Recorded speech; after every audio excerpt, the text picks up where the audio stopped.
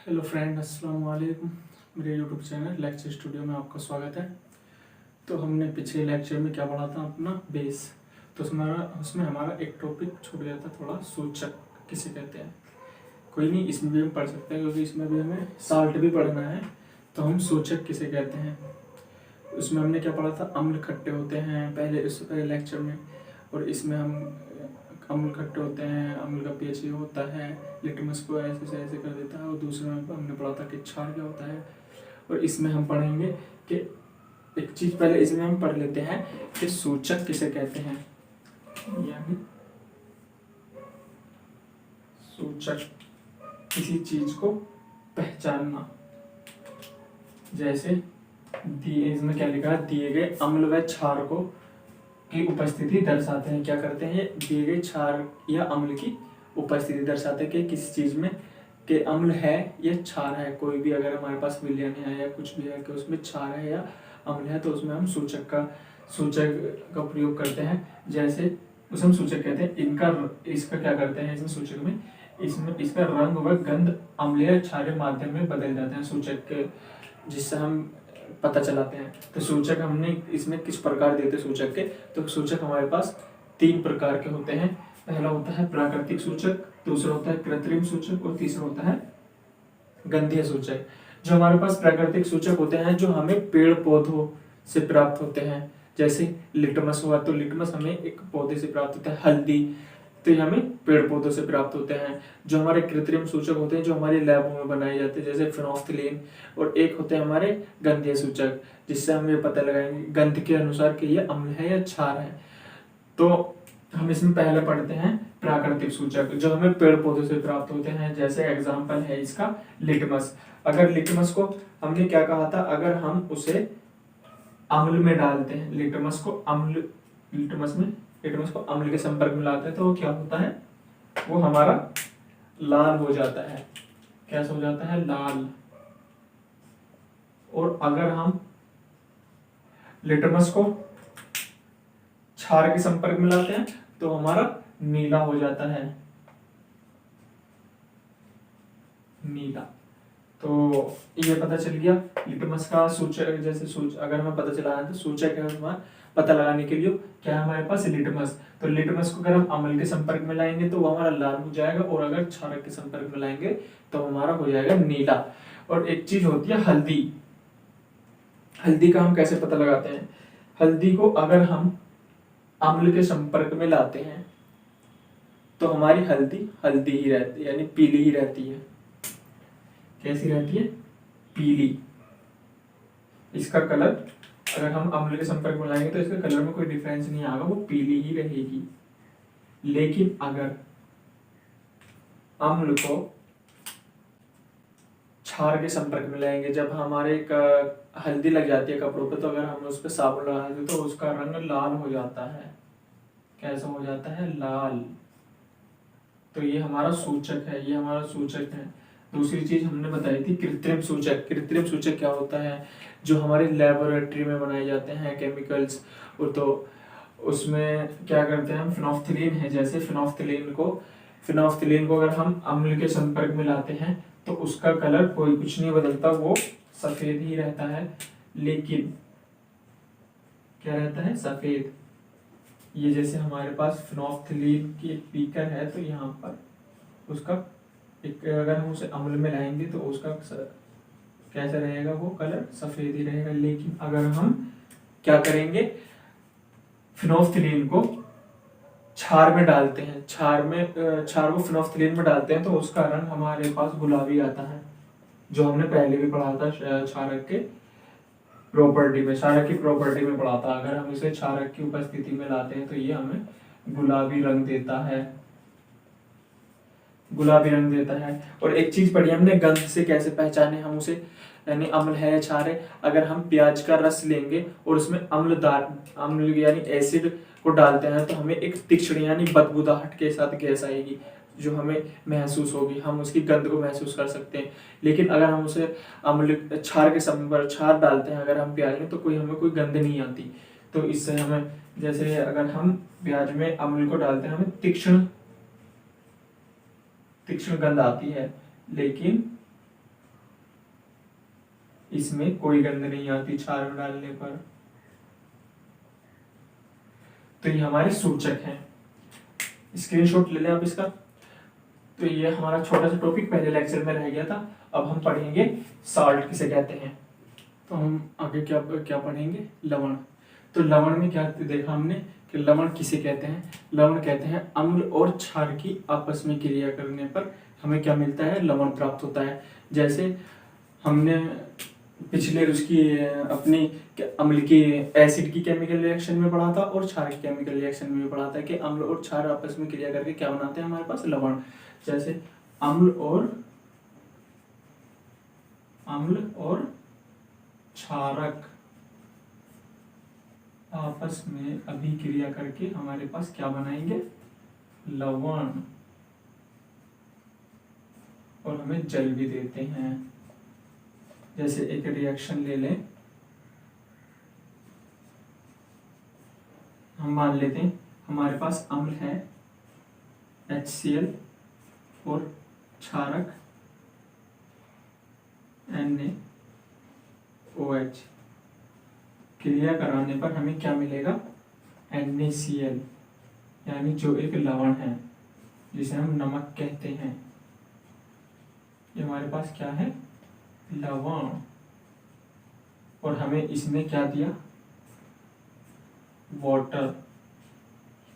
तो हमें क्या मिली, वाटर भी मिला। तो अम्ल व क्षारक, अम्ल की क्षारक के साथ क्रिया कराने पर हमें लवण प्राप्त होता है। जो हम इसमें देख रहे हैं कि एक अम्ल है और दूसरा क्षार है जो आपस में क्रिया करके हमें क्या दे रहा है, लवण दे रहा है और हमें वाटर भी दे रहा है। तो हम उसमें कुछ भी, लवण में हमें कुछ भी मिल सकता है, KCl भी मिल सकता है, potassium chloride, calcium chloride etcetera, कुछ भी मिल सकता है अगर हम अम्ल की उसके साथ क्रिया करें। लवण यानी ये लवण है हमारे।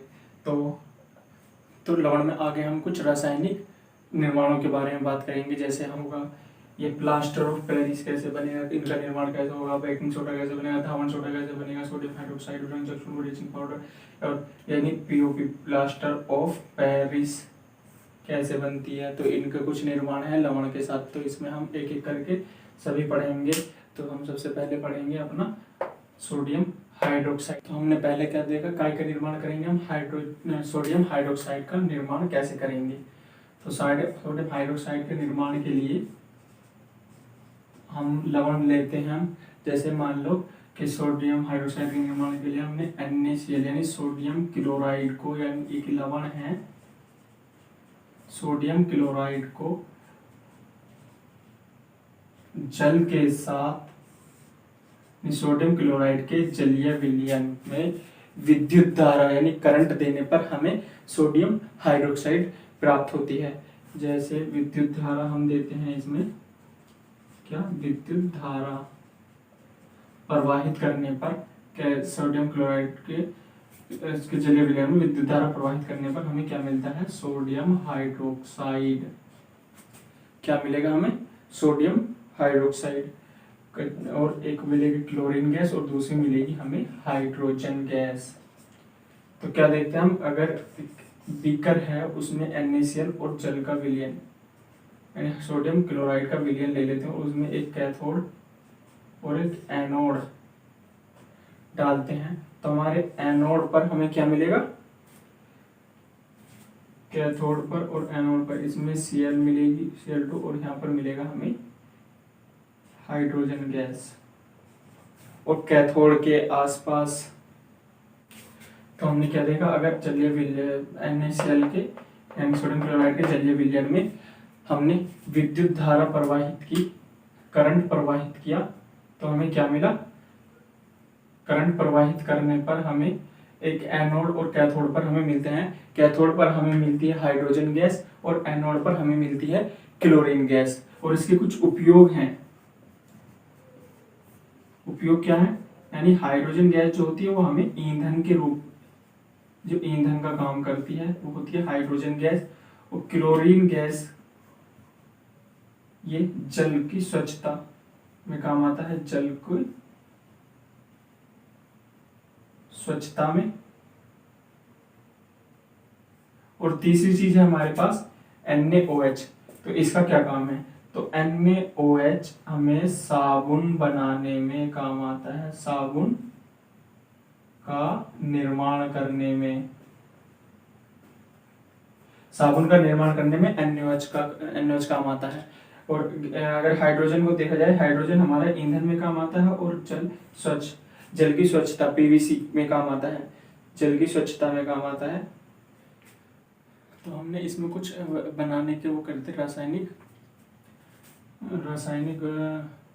जैसे हमने रासायनिक निर्माण करने के लिए कहा था विरंजक। पहला हमने पढ़ लिया, जो पहला हमारा था वो था सोडियम हाइड्रोक्साइड बनाना, दूसरा हमारा विरंजक चूर्ण बनाना जिसे हम ब्लीचिंग पाउडर भी कहते हैं, जिसका फॉर्मूला होता है CaOCl2। तो हम क्या करेंगे, कैल्शियम हाइड्रोक्साइड जो बुझा चूना होता है, जिसे हम बुझा चूना कहते हैं, बुझा चूना, इसकी क्रिया क्लोरीन के साथ कराने पर हमें कैल्शियम ऑक्सीड क्लोराइड प्राप्त होता है, जिसे हम ब्लीचिंग पाउडर कहते हैं। और इसके कुछ उपयोग हैं, जैसे हमने एक उपयोग लिख दिया है, पीने के पानी में रोगाणुनाशक के रूप में विरंजक चूर्ण अगर पीने के पानी में डाल दें तो उसमें जो हमारे पैथोजेंस होते हैं वो हमारे किल हो जाते हैं। दूसरी क्या चीज़ थी, धोने का सोडे का जो फॉर्मूला होता है, केमिकल फॉर्मूला होता है Na2CO3 10H2, यानी सोडियम कार्बोनेट और 10 जल के मॉलिक्यूल। तो इसमें हम क्या करेंगे, जो हमारा सोडियम कार्बोनेट होता है उसको वाटर के साथ गर्म करने पर तो हमें क्या प्राप्त होगा, वाटर के साथ अभिक्रिया कराने पर तो हमें ये धोने का सोडा प्राप्त हो जाएगा, उसके सोडियम कार्बोनेट के साथ क्रिया कराने पर जल की। तो इसमें हमने एक उपयोग पढ़ा था, कांच, साबुन एवं कागज उद्योग, जो हमारे वो होती है ना फैक्ट्रियां कागज और कांच वाली, उनके बनाने में हम धोने के सोडे का प्रयोग करते हैं। एक है हमारे पास प्लास्टर ऑफ पेरिस जो बनाते हैं हम, प्लास्टर ऑफ पेरिस जो हमारे POP कहलाती है, जो हमारा प्लास्टर के काम आती है। तो हमने इसका फॉर्मूला CaSO4 यानी कैल्शियम सल्फेट और अर्ध जल लिया है, जिसमें हमने इनटू हाफ H2O। तो इसमें हम क्या करते हैं, एक जिप्सम, इसे कहते हैं हम जिप्सम को 300 डिग्री केल्विन पर गर्म करने पर हमें क्या प्राप्त होगा, कैल्शियम सल्फेट हाफ H2O, जिसे हम कहेंगे POP, प्लास्टर ऑफ पेरिस, जिसे हम प्लास्टर ऑफ पेरिस कहते हैं। इसको हम 300 डिग्री पर 100 डिग्री सेल्सियस पर 300 केल्विन इसे हम गर्म करते हैं, 300 केल्विन पर गर्म करते हैं 100 डिग्री पर, तो हमें क्या प्राप्त होता है, POP। और इसके हमने कुछ उपयोग लिखे हैं, जैसे POP का, प्लास्टर ऑफ पेरिस का प्रयोग कहाँ कहाँ किया जाता है। एक तो टूटी हुई हड्डियों को सही जगह पर स्थित रखने के लिए किया जाता है प्लास्टर ऑफ पेरिस का प्रयोग। जब किसी की पाँव वगैरह टूट जाती है तो उस पर हम पट्टी के द्वारा, हॉस्पिटल वाले एक पाउडर फॉर्म होती है जिसे पट्टी में गीला कर यानी पानी मिलाकर उसे पट्टी करते हैं। तो ये हमारी एक प्लास्टर ऑफ पेरिस ही कहलाती है, जो हम हाथ पर प्लास्टर करवाते हैं। और दूसरी हमारी दीवारों की सतह को चिकना करने में, जिसे हम POP कहते हैं। यहाँ पर हम साल्ट खत्म करते हैं। इससे आगे हम अपना एक नेक्स्ट लेक्चर शुरू करेंगे, 3rd चैप्टर। तो उसमें हम पढ़ेंगे धातु और अधातु। तो हमारा कौन सा चैप्टर था, 2nd चैप्टर था, जो हमने पढ़ा है अम्ल, बेस यानी एसिड, बेस और लवण। तो हमारा एक टॉपिक है pH। pH किसे कहते हैं, pH हम अगर कहते हैं कि किसी क्षारक या अम्ल की प्रबलता या दुर्बलता के द्वारा उत्पन्न हाइड्रोजन आयन या OH आयन क्या करते हैं, आयनों की सांद्रता पर निर्भर करता है। जो हमारे दुर्बल होना या प्रबल होना अम्लों का कार्य पर निर्भर करता है, आयनों की H आयन या हाइड्रोजन OH आयन की उपस्थिति पर निर्भर करता है। तो जैसे हमने एक pH, अगर हम कहें कि pH किसे कहते हैं, एक pH की डेफिनेशन है, यह अनेक सूचकों का मिश्रण होता है। यह अनेक सूचकों का मिश्रण होता है। यह सूचक किसी विलयन में क्या करते हैं, हाइड्रोजन आयन की विभिन्न सांद्रता को विभिन्न रंगों में दर्शाता है। जैसे क्या कहेंगे हम कि हाइड्रोजन पीएच क्यों कहेंगे, पावर ऑफ हाइड्रोजन। यह सूचक किसी विलयन में यानी कितने हाइड्रोजन हैं, यानी पावर ऑफ हाइड्रोजन यानी हाइड्रोजन की कितनी ताकत है किसी विलयन में। तो क्या कह रहा है कि हाइड्रोजन आयन की विभिन्न सांद्रता यानी जिसमें हाइड्रोजन आयन की सांद्रता अधिक होगी तो वो पीएच कहलाएंगे। तो हम उनसे या किसी रंग के द्वारा दर्शाते हैं। जैसे हमारे पास एक स्केल होता है पीएच स्केल, जैसे पीएच स्केल हम मान लेते हैं। ये हमारे पास एक पीएच स्केल है जिसपे 0 से लेकर 14 तक यानी 1 2 3 4 5 6 7 8 9 10 11 12 13 14 का एक स्केल है। तो हम क्या इसमें हमें पता लगाना है कि हमारे पास, जिससे हम पता लगा सकते हैं कि हमारे पास अम्ल कौन है और क्षार कौन है। जैसे हमने पढ़ा था अम्ल में कि अम्ल क्या होते हैं, 7 से नीचे के जो होते हैं अम्ल होते हैं, तो उनका कलर कैसा होता है, लिटमस पेपर को कैसा कर देते हैं, वो लाल कर देते हैं। लिटमस पेपर को कैसा कर देते हैं, लाल। तो ये हमारे पास क्या कहलाएंगे, ये हमारे पास कहलाएंगे अम्ल। और जो उदासीन होता है वो येलो या ग्रीन कलर का होता है। अगर हमारे पास जैसे वाटर होता है उदासीन, और कुछ और जब हमारे पास क्या बोलते हैं उनको, क्षार होते हैं, क्षारीय, तो उनको पैमाने में हम 7 से ऊपर, हमने कहा था उसमें पढ़ा था क्षार बेस में कि हमारे पास बेस 7 से ऊपर के जो होते हैं वो हमारे पास बेस होते हैं, क्षार होते हैं। यानी 7 8 9 10 11 12 13 14 ये हमारे पास क्या है, ये हमारे पास है बेस यानी क्षारक। और दूसरे हमारे पास क्या है, दूसरे हमारे पास एसिड जो हमारे लिटमस को लाल कर देते हैं यानी अम्ल। और कुछ यानी किसका पीएच क्या होता है, अम्ल का, किनका, यानी हमारे दैनिक जीवन में भी है इनका प्रयोग। तो हम इस चार्ट में देख रहे हैं कि इसमें हर चीज का पीएच दे रखा है, दूध का पीएच या स्टोमक का कितना पीएच होता है, शरीर का कितना पीएच होता है, हर चीज का पीएच अलग अलग, या क्षार कितना होता है इस स्ट्रक्चर में। इसे ऊपर इस चार्ट में आप देख लें क्या क्या पीएच होता है। और एक मैंने ये पैमाना स्केल बनाई है और इस स्केल में आपने दिखा रखा है कि किसकी पीएच कितनी होती है। तो आपको पता चला कि पीएच हम कैसे नापते हैं कि स्केल होता है जिसमें हमारे 7 से ऊपर होते हैं वो एसिड होते हैं, और जो 7 से नीचे होते हैं वो एसिड होते हैं, और जो 7 से ऊपर होते हैं वो हमारे पास क्या होते हैं, क्षारक होते हैं। तो और जो बीच का होता है हमारे पास 7, उसे हम क्या कहते हैं, जो बीच का होता है न्यूट्रल या उदासीन बोलते हैं, उदासीन, जिसे हम उदासीन बोलते हैं।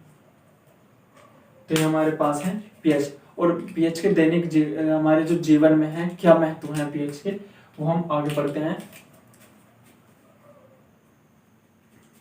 तो हमारे दैनिक जीवन में प्रयोग, दैनिक जीवन में महत्व क्या होता है पीएच का। दैनिक जीवन में क्या महत्व होता है पीएच का, दैनिक जीवन में हमारे यानी हमारे शरीर का पीएच कितना होता है। हमारे शरीर जो है उसका एक पीएच होता है जिसका मान होता है 7 से 7.8 पीएच होता है हमारे शरीर का। वर्षा के जल का पीएच, वर्षा के जल का पीएच कितना होता है 6.5 5.6, अगर 5.6 से नीचे होता है, जो हमारी वर्षा होती है वो अम्लीय वर्षा होती है, जो हमारे पेड़ पौधों, फसल या हमको भी नुकसान पहुंचाती है। हमारे मुंह का पीएच कितना होता है 5.5, अगर 5.5 से कम होगा तो हमारे दांत खराब होने लगेंगे। और अच्छी उपज के लिए मिट्टी के पीएच का होना जरूरी है। अगर अच्छी उपज करानी है तो हम पहले कहते हैं ना कि पहले अपनी मिट्टी को चेक करा लीजिए, तो मट्टी की पीएच भी अच्छी उपज के लिए उत्तरदायित्व है। और एक चीज, तो हमने एक पैमाने की बात की थी स्केल की, तो क्या होता है स्केल में 7, अगर इक्वल होता है तो उसे कहते हैं हम उदासीन, और हमारा पीएच ज्यादा 7 से ज्यादा होता है तो क्षार, और 7 से कम होता है तो एसिड। तो हमने ये पढ़ लिया। तो अब हम नेक्स्ट, यहाँ पर हमारे चैप्टर का लास्ट होता है। तो थैंक यू पूरा लेक्चर देखने के लिए, और मैं आशा करता हूँ कि आपको अच्छा समझ आ रहा होगा। और अगर आपको अच्छा समझ आ रहा है तो मेरी वीडियो को शेयर कीजिए, सब्सक्राइब कीजिए और लाइक कीजिए।